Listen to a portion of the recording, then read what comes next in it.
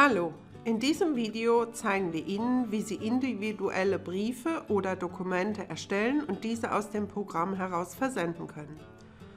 Wechseln Sie hierfür in den Berichtsteil und wählen den Reiter Berichte und drücken anschließend F4. Hier haben Sie nun die Möglichkeit, jeweils in den Reitern mit der Nummerierung, im Beispiel Mängel 2, eine neue Vorlage zu erstellen. Um ein individuelles Formular zu erstellen, wählen Sie als Basis ein bereits hinterlegtes Formular aus und ändern dieses nach Ihren Wünschen ab. In unserem Beispiel nehmen wir das Formular Mängelfeststellung. Hierfür markieren Sie das gewünschte Dokument und wählen Vorlage und anschließend Neu. Nun öffnet sich die Dokumentenvorschau, die Sie nach Ihren Wünschen bearbeiten können.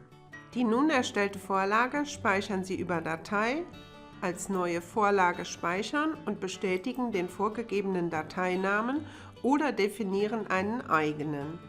Sie finden Ihre selbst erstellte Vorlage anschließend im Berichtsteil über F4 in der Formularauswahl im Reiter Eigene.